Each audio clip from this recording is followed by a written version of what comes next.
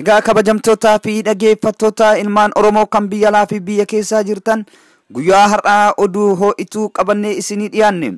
Guyyaan har'aa oduun ho'ituun mootummaa federaalaatii fi mootummaa naannoo Tigraay jidduutti lolli addaan hin cinnee banamuun gabaafame.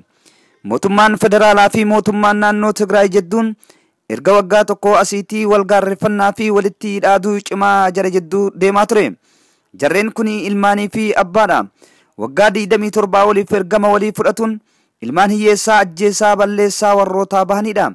Garee PP ta'ee fi gareen TPLF fi murnaa amma wal dhahaa jiru lachuun ummata Oromoo bal'aa bineensuma qeerransi dhiiga dhugee darbee waraaboo lafee cabsee nyaatinuuf tokkuma. Ayyaanni Oromoo faradee jarroolee walitti kaasuun amma warra kutaa jiru. Akkasumas raadariin guddichi raayyaa ittisa biyyaa Maqaletti argamu loltoota Tigraayin to'atamee jira. Loltoonni Abiyyi hedduun dhumaa jiru. Meeshaa gurguddaa humna qilleensaa irraa to'achuu danda'u hundi harka Tigraay jira. Qondaalonni PP sodaa guddaa keessa galtee ijji culcul godhaa jirti. Tokko ammoo har'allee achumaa of tuula shanii jechaa jiru. Dubbiin itti jabaate fakkaata. Nu maaltu nu galche wal haa nyaattu.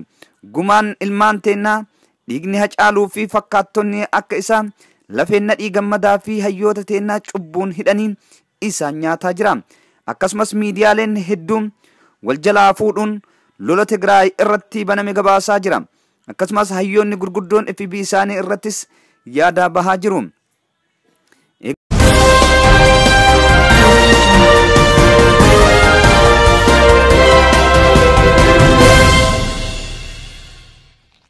Egaa Ustaaz Ahmadiin Jabal fuula FB isaanii irratti akkana jechuun barreessan.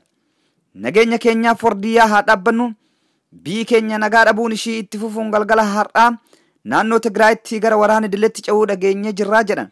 Nagaa hawwuu fi kadhachuun barbaachisaa ta'us nageenyi itti fufuun akka argamuu fi garuu rakkina akka hin babal'anne gochuun waan badee akka sirraa'u gochuu fi furmaata akka argatan gochuun barbaachisaa ta'uu waliin waan rakkina babal'isu irraa of qusachuu fi fagaachuun rakkinoonni dabalataa akka hin argamne dammaqinaan eeguu fi nagaadhaaf waliin ta'anii hojjechuun barbaachisaadha.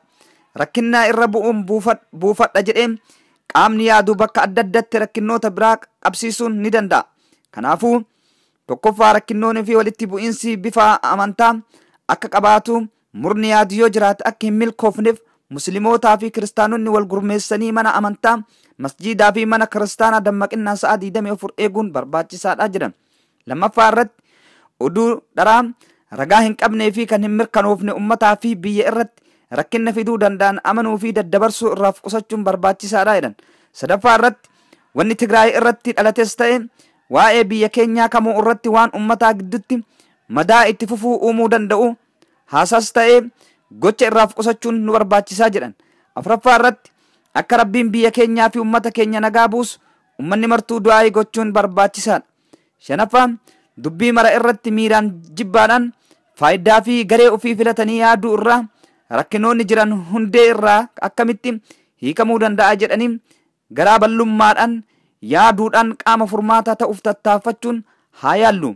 Waa'ee furmaataa yaada dubbataa fi mari'ataa yoo hin jiran ganda rakkinaa keessatti taphata qaama rakkinaa keessa teennee jirra jechuudha. Namni qaama furmaataa hin taane qaama rakkinaa keessa taa'u waan hin oolle ta'uun hubatamuu qaba.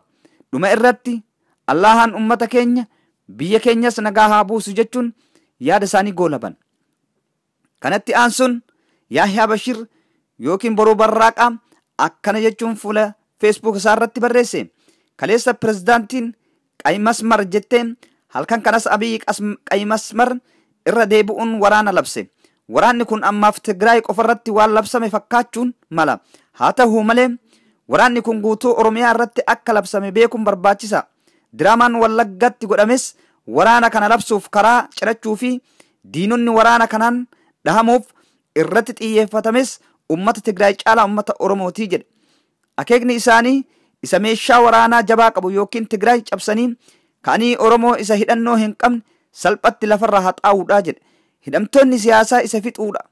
Oromoon kana beekuu qaba. Kanaafuu waraana baname kana akka filmaatatti daawwachuu osoo hin taane osoo hin durfamin dursuudha jedhe. Qe'ee isaa Oromiyaa keessaa yeroo dhumaaf diina buqqisuuf murachuu qaba jechuun yaada isaa goolame. Kanatti aansuun Farhaan Abdusalaamis akkana jechuun fuula Facebook isaa irratti barreesse. Raayyaa ittisa biyyaa guutuu Oromiyaa keessa ariitiidhaan gara kaabaa oofaa jiru. Bakkoota baay'ee keessa duruu bahee jira. Dubbiin salphaa miti. Tigraay waliin lolli eegalame lola itti fufiinsa biyya kanaatiif yaaddoo guddaa ta'edha. Oromoon tasumaa nafxanyaaf tumsuu hin qabu. Dhiigni ilmaan Oromoo tokko lolaa kana keessatti jiguu hin qabu. Poolisiin humna aadaa Oromiyaattis qophaa'aa jedhaa jiru. Abiyyiif dhumaatiin jira. Abiyyi lola kana hin mo'atu jedhan tilmaama. Garuu yoo mo'ate gaafa achi as deebi'e gabrummaa ammaan tana caaltu Oromoo irratti fe'a jedheen tilmaama.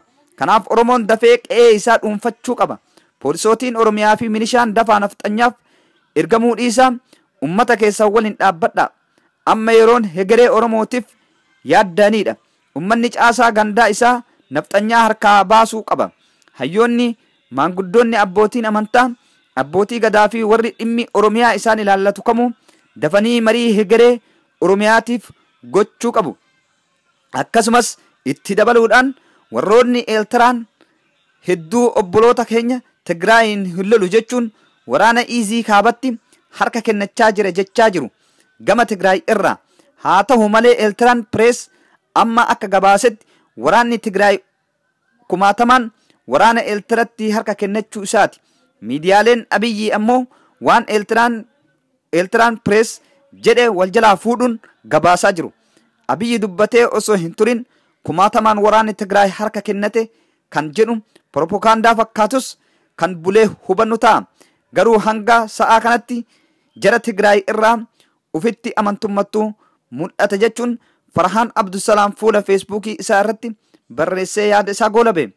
Akkasumas kabajamtootaa fi dhaggeeffattoota keenya oduu haga sa'aa ammaa kanatti arganne kanumaan isin hin geenne oduu biraa haga argannee walitti deebinutti nagayaan nu turaa isin hin jedhama.